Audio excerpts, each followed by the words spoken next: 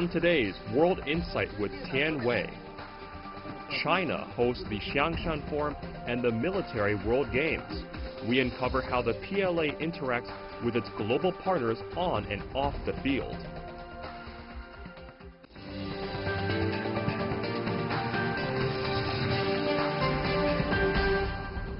And here's our host, Tian Wei.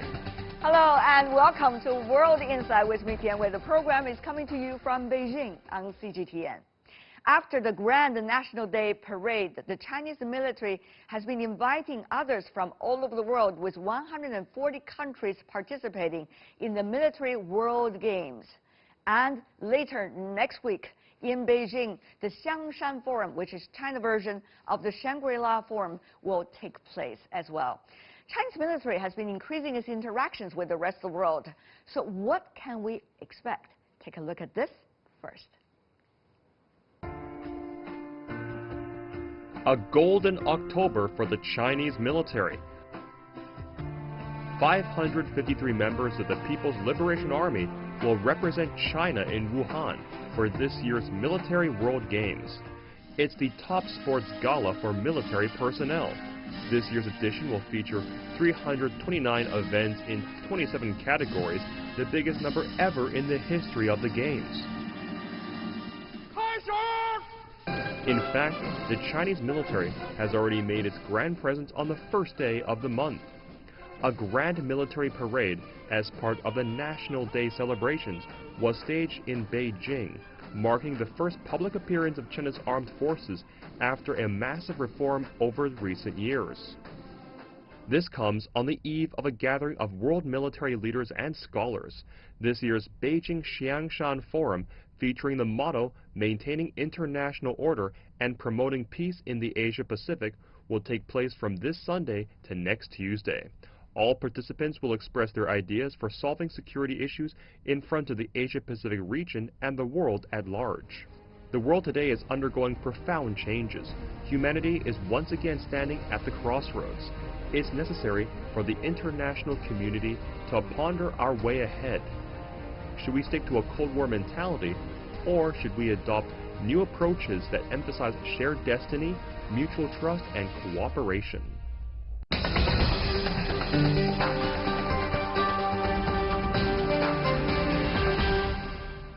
And in our Beijing studio, Senior Colonel Zhou Bo, Director of the Center for International Security Cooperation from the Ministry of National Defense. Senior Colonel Zhou, good to see you once again. One after another, China National Day parade, then the World Military Games, and now there's Xiangshan Forum. What is China trying to show to the rest of the world? All about the military. Well, it is a kind of a coincidence, and it is also kind of a deliberate purpose. For example, on National Day, because that is happened to be our National Day, and during such grand celebration, of course, we are going to have military parade and so on and so forth.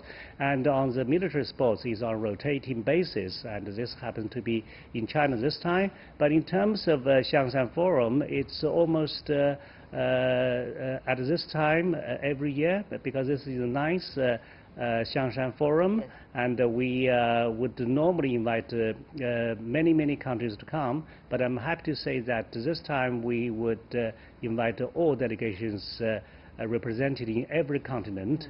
One of the obvious quote problem is that we so far do not have senior Western delegations, but still they send delegations, and they have there are many Western academics attending. So we call this a 1.5 track. That is a combination of both government officials and eminent scholars. Do you think there is any danger of, quote-unquote, the decoupling between China and also the Western militaries, or the militaries coming from the West? No, I don't think so, because as a result of the Chinese military growing stronger and stronger, the interest of the West to study China is also growing. Therefore, we have a lot of exchanges bilaterally. And give me some example. Well, we have, the example is, it's very difficult to mention with which countries we don't have military relationship. That's a great example. Yeah, Okay. because we have exchanges with about 150 countries in the world, and this forum is our multilateral efforts to engage more than one countries. But you know, Senior Colonel Zhou, besides a platform, many people are really interested in a specific issue. For example, is China going to use force for the issue of Taiwan? Particularly with the latest arms race and arms sales from the U.S. to Taiwan? I hope not, because officially speaking, we have never said that we are going to relinquish use of force. But of course, we would not be the one willing to use force, because what is the use of damage to Taiwan for mainland China? So we are making our best efforts. This kind of efforts could be seen, for example, in the relationship between mainland and the ex-authority over Taiwan. When he was there, we have so many good, not only goodwill gestures, but a lot of efforts, a lot of good policies toward Taiwan, and even we have maintained, even the relationship with those countries to have so-called diplomatic relationship are more or less the same. On the other hand, what is China trying to achieve when you have the supersonic, hypersonic weaponry being developed now by China, who understands very well that its distance is toward the other side of the Pacific. Also, you have a lot of new weaponry being demonstrated at the National Day parade. And look at China's aircraft carriers as well, with the latest news information coming out. So what is China trying to achieve? Is there a potential target? Well, the development of the Chinese military is self-evident and is fully showcased in Tiananmen Square, and that actually could be taken as our greatest effort of transparency. So we had nothing from you. The only question, as you have rightly asked, is how are we going to use these weapons for what kind of purpose? So how and what? Yeah, so our objective is to become a world-class military by mid-century. This is clearly written in the 19th Congress report of the Chinese Communist Party. Then, if we are able to achieve that, I personally believe we are able to achieve that. Why? Because the Chinese government's commitment, because of a sustained defense investment, and because of Chinese defense industry that can produce almost everything. So that could be achieved. Then China would be in a better position not only to defend itself or defend its territory, but it would be in a better position to provide public security goods to the world. Currently, we are doing something, for example, counter-piracy, peacekeeping, or disaster relief. But then, if we become much stronger, then we probably would be in a better position to do things better. But that is coupled with the, shall we say, intense negotiations, if not a dispute between China and the United States about trade. And many people say there's likely to be the potential danger of decoupling between the two economies or other areas as well. So many would say even China's military is not planning for that. But what if, when the conflict's already reached a certain extent, will China's military come into the play? Well, there is a danger of this kind of military relationship becoming more sour as a result of the decoupling in economics. For example, because right now in Pentagon, great power competition is now a catchphrase, officially recognized. They even have an acronym for it. Yeah. So the question is, would this kind of a great power competition spill over into another Cold War that nobody wants, that even American allies would not like to support? So that is a big, big question. But what I'm happy to say is, I'm firmly convinced through my conversation with my American interlocutors that they do not want a conflict. The only question is military conflict. Yeah, they do not want a conflict. Neither China nor the United States want a conflict. So the only question is how could we manage such kind of crisis, for example, in the South China Sea?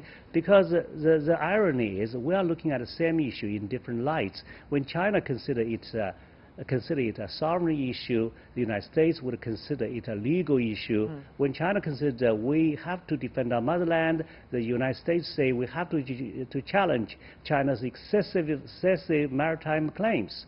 So it's very difficult for us to come to the same understanding, even in terms of the same international law. When you have the power in hand, is understanding still that important? Understanding is very important, although we are talking to each other like to deaf men in terms of these kind of clause whatsoever, but we are very much clear about what the other side thinks about all this issue. Since you talk about the region, let's talk about the region. Senior Colonel Zhou, South China Sea issue is one, and also includes China's relations with ASEAN countries. But there are other regional issues that become increasingly a hotspot issue. For example, India and Pakistan. Chinese President Xi Jinping made a trip recently there, trying to talk to both sides to calm down. But who knows what would happen given the historical issue between the two sides. So China also has a role there. So, Senior Colonel Zhou, how is China looking at these newly highly rising, shall we say, hotspot issues around its own area? Well, that is such a complicated issue in that this is an old issue, and China is friendly to both Pakistan and India. And the latest sign of that is that China actually welcomes these two countries in Shanghai Cooperation Organization. Okay. But there are, of course, some new problems in Jammu and Kashmir, and China's position is well understood. We understand this is a historical issue. We understand about the people's willingness for how this issue could be resolved peacefully, and China has been making its greatest efforts to talk to both sides to calm down, and do not have this issue provoked, and sit down and talk about it. What do you think if things are getting, out of control or going to the other side? Is China's military already looking at scenarios? Oh, I would like to talk about President Xi Jinping's latest visit to Chennai, which was called Madras in the past. I think this is his reciprocal visit to Prime Minister Modi's visit to Wuhan. So what does that signify? Because that would signify that an Asian giant showed due regard to another Asian regard, because we're really talking about Asian century, and China and India would have lion's share of this Asian century. But if these two countries, for any special reason or for no reason at all, come into conflict, then how could we have this Asian century? Because the problem that lies deepest between us is a border issue. Frankly speaking, this border issue certainly cannot be resolved overnight, because it's even not demarcated. It's called a line of actual control. That's right. So that's why sometimes the soldiers would just walk into an area which was taken by the other side to be their territory. But in spite of this problem, I believe I have seen kind of consensus between the leaders of the two countries that we will have to put aside this issue and develop our relationship anyway. So do not let it become a kind of line in the sand. So you're saying that the military's role should be the very last resort, of course. We should not use military at all to resolve our problem, given that we have already had a war. So we should try our best to maintain peace and tranquility along the line of actual control, as it is written in the agreement in 1993 and onwards. South Asia is only one issue. There are others in China's neighborhood, for example, the conflicts and also disagreements going on between Japan and South Korea, and of course the Korean Peninsula nuclear issue, one after another. So how is China at a very fast pace of development? So is its military, be able to handle and think rationally with the right degree of calmness on all of these issues around its own territory? Yes, if you are talking about the territorial disputes, then we have to come to the fact that many countries have territorial disputes. So it's unfair when people talk about the territorial dispute, people refer to South China Sea. No. For example, Japan. Japan has dispute with RK, with Russia, with China, right? So let's talk about the China-Japan relationship, because this is typical in that we sometimes have some problem, but still we have been able to negotiate an agreement about how we have to behave at sea or in the air. So that is what we call the maritime and air liaison mechanism. This is already done, and the only question is how we could actually step further. For example, to do more exercises to ensure that we have a good airmanship and seamanship to make sure that no accident would happen at all. Now, Senior Colonel Zhou, whether China explained it well or not, there's always a preoccupied concept about China. And there's also increasing what China believes as demonizing of China in different parts of the world. Will a forum such as that of Xiangshan Forum be able to explain to the rest of the world and also be able to bring China to some of the concerns that others would have sincerely and be able to work things out? I think that exactly is one of the main purposes of China hosting such a forum. That is to brush away the so-called fallacies, the fallacies on China, and to correct some so-called facts on China. For example, let's talk about the so-called artificial islands. You know, the international media would portray those land reclamation in the South China Sea by China as artificial islands. But let me ask in a very simple way. If they are artificial islands, that means they almost came out of blue. Then where do they have the names before? Weren't they already occupied by Chinese soldiers? So where do they get the names? Everybody knows all these names. So how could they be artificial islands? That's right? an interesting way of seeing it. Yeah. But Senior Colonel Zhou, you know, as China becomes the second largest power economically, and in terms of number, of course, and also the rise of China seen in the other's eyes, China has a much bigger task to explain itself. Do you think what is the most effective methods, and what do you think are some of the priorities and the qualities of people to communicate with the rest of the world from your perspective, Senior Colonel Zhou? Well, if you are talking about the Chinese military, of course, China's military. Yeah, I believe the Chinese military should still exercise maximum restraint in use of force as it has done in the last 4 decades. That means China should continue to rise peacefully.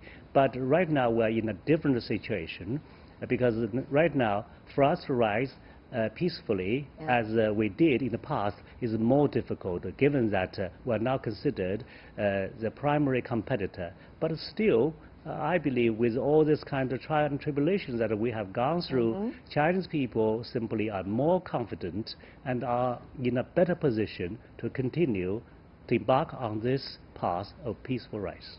Senior Colonel Zhou, we can hear you loud and clear. Of course, later we're going to have a panel in which you're going to also involve. Let's hear what others have, the questions and also interactions with you. Are you ready for that? Yes, thank you.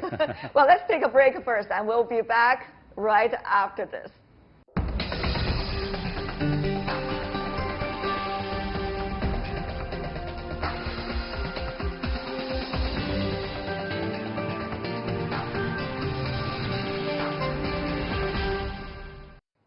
For a preview of this year's Xiangshan Forum, let's loop in our panelists. In Washington, D.C., we have Richard White, a senior expert at Wikistrat Global Consultancy. In Moscow, we invited Mark Sloboda, an international relations and security analyst.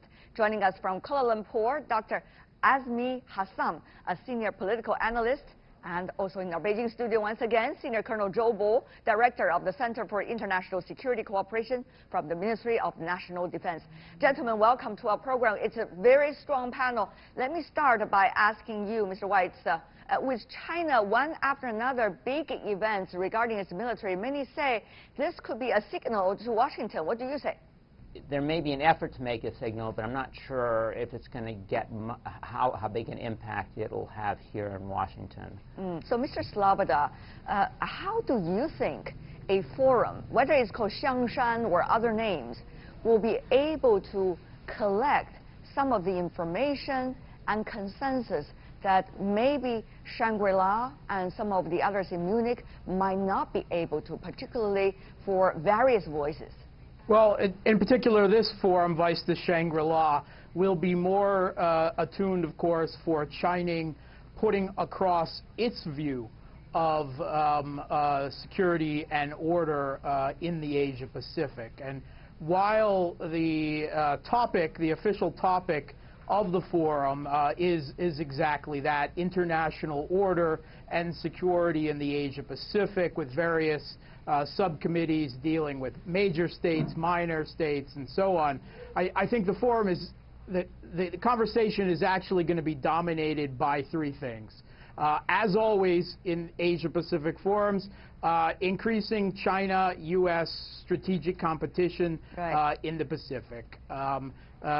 Secondly, even though it is ostensibly a security forum, of course, among the delegates, the failure of the U.S. and China to come to any kind of trade deal will, of course, be important. Economics, of course, has a big effect on military power, and you can't escape the two.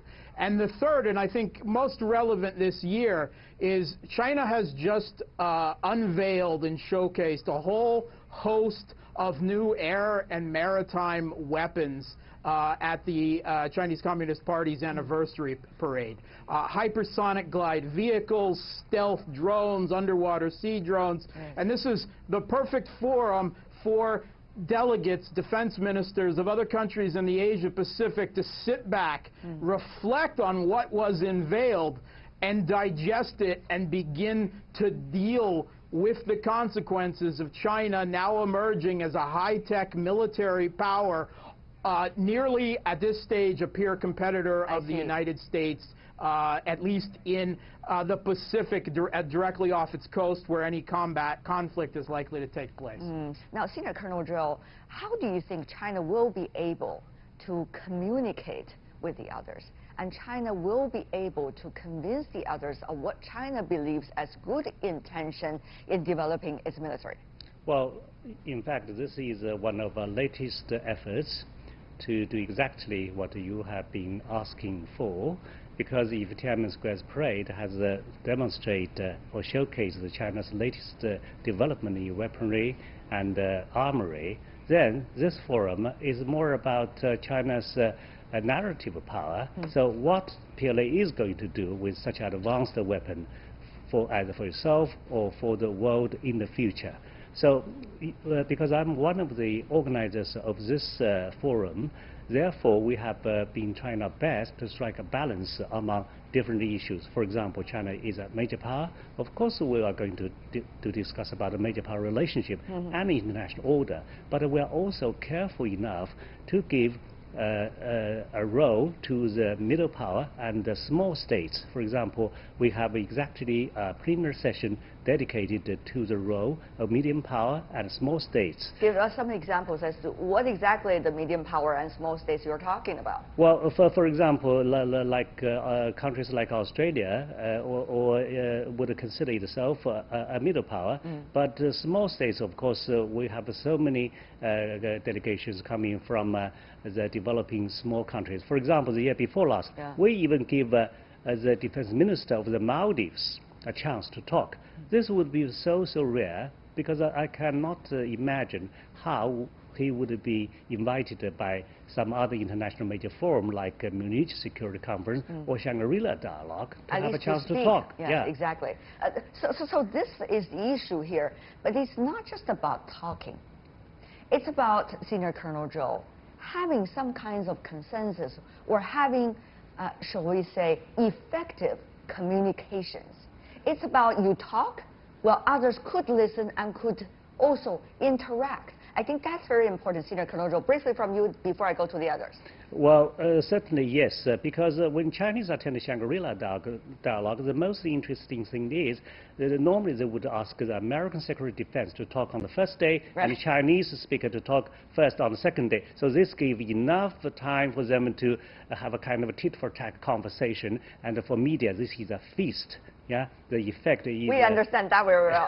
yeah, of course. But in China, I think the tone is more balanced, is more mild, because we give everybody a chance to talk, and as if to distance ourselves from this kind of Shangri-La dialogue talk. Yeah. So we try to touch a bit of everything. But in terms of the issue, it's not only about China, it's not only about Asia Pacific, okay, it's also about something like arms control, and it's also about other regions, for example.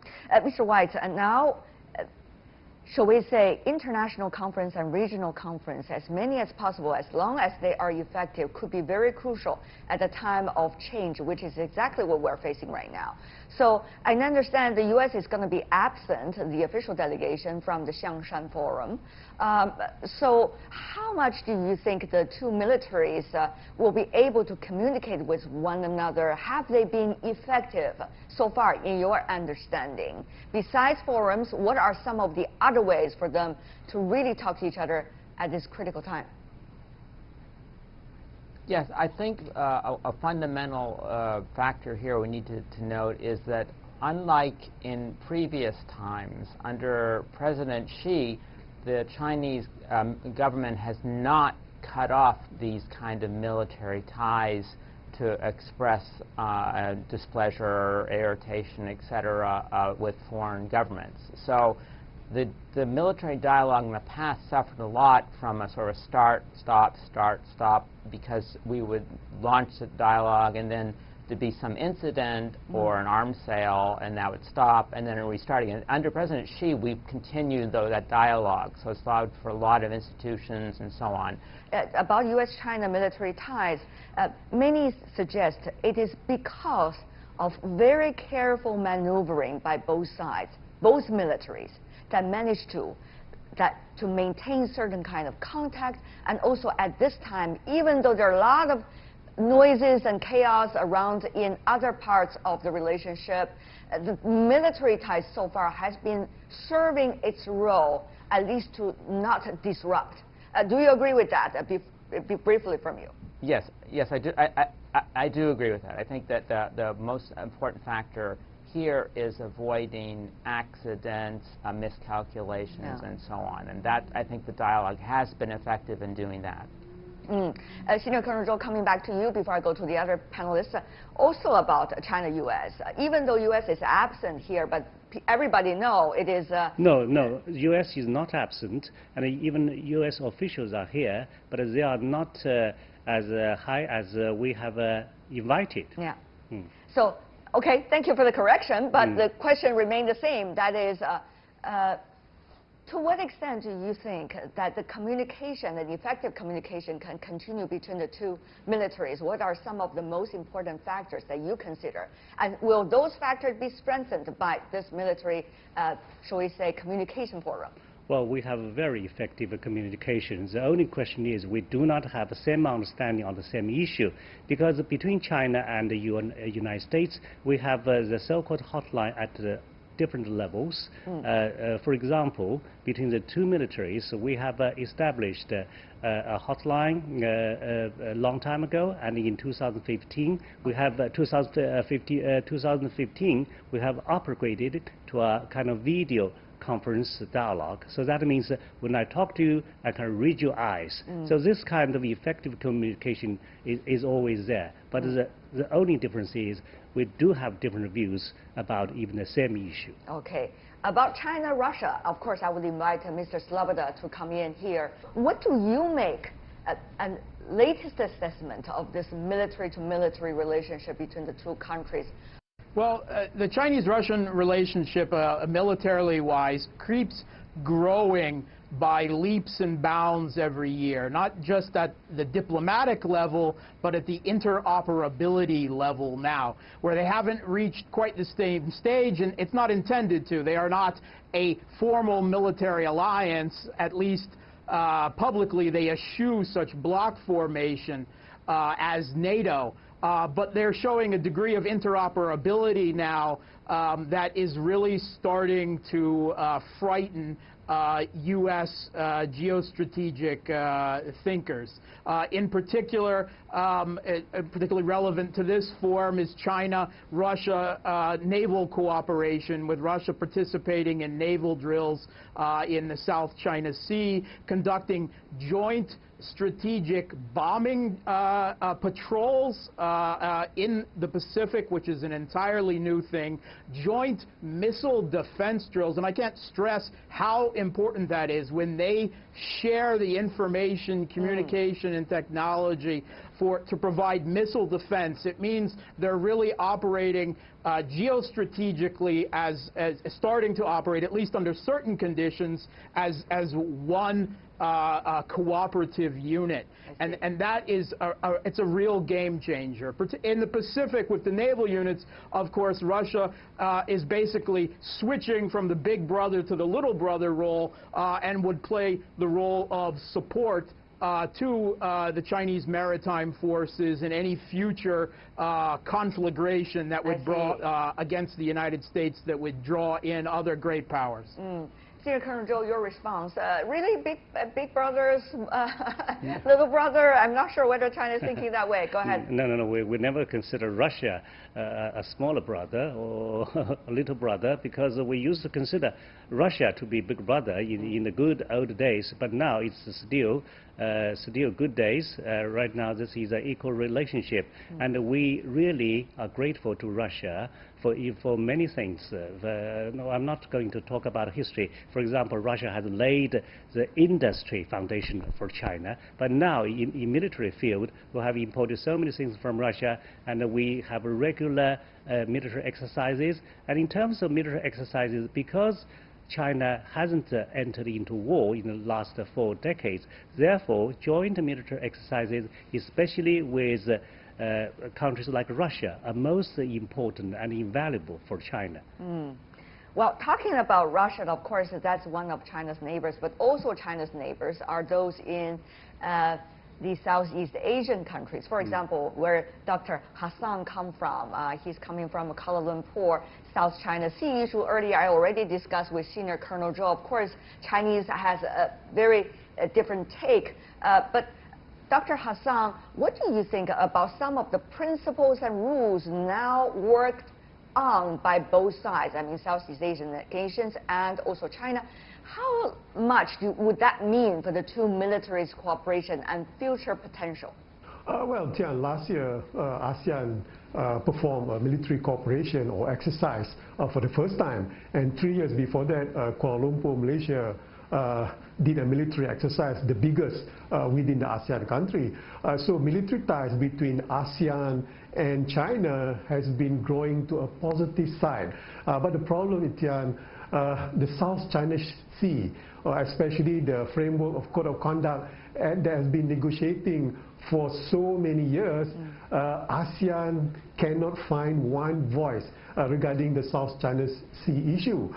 So in this matter, I think ASEAN need to work together so that the framework for the code of conduct can be settled as soon as possible. If it's not settled, then this particular issue will be considered as a problematic for ASEAN and China, the relationship, not only for military relationship, but trade relationship, geopolitical relationship will be a problem. So I would say, even though it's been a very good relationship between ASEAN and China, but the South China Sea will be determined how far can we go together as two organizations within these two nations. I see. Senior Colonel Zhou, you yourself personally participated in debates and discussions about the Code of Conduct, the COC.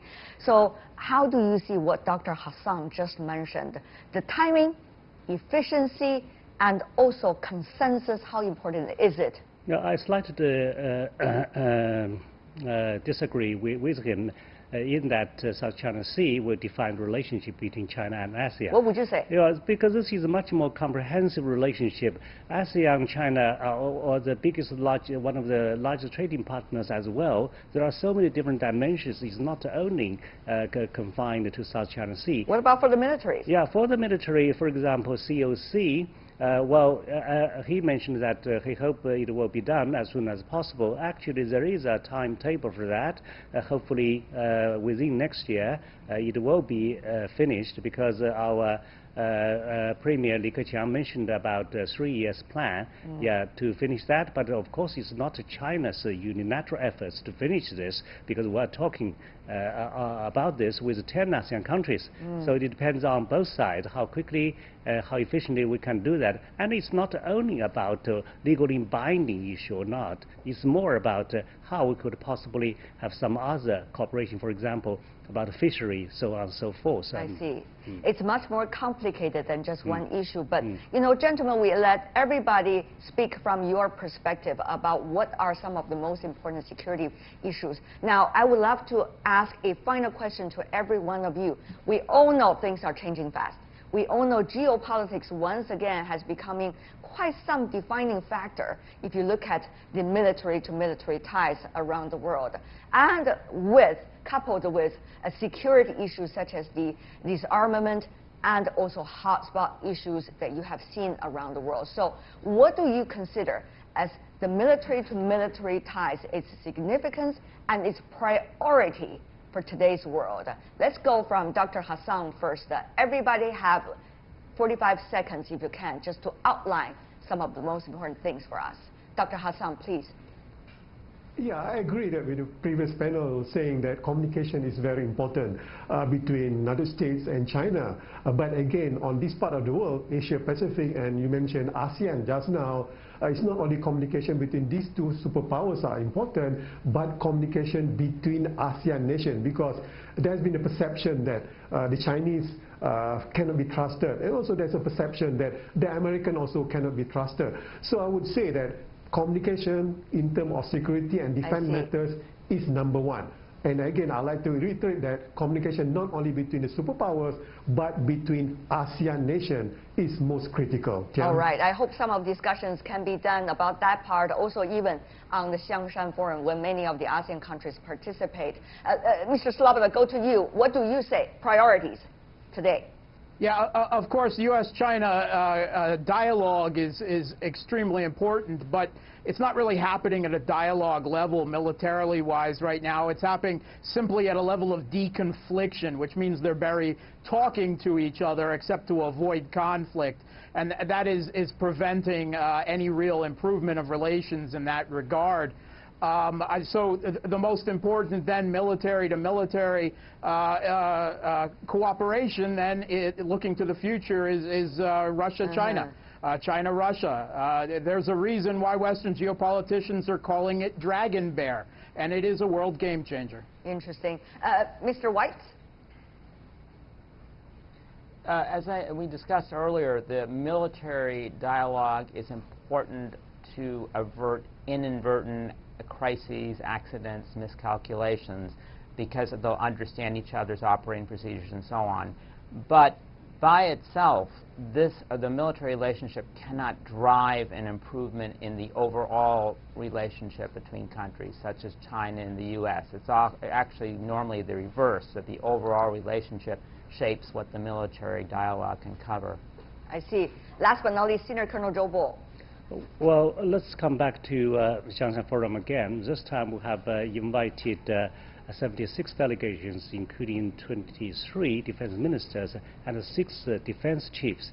This shows China's tremendous efforts to have this dialogue with everybody. And in terms of issue, it covers all continents. It includes the latest issue like the nuclear, like arms control, which Mr. Weiss is quite familiar.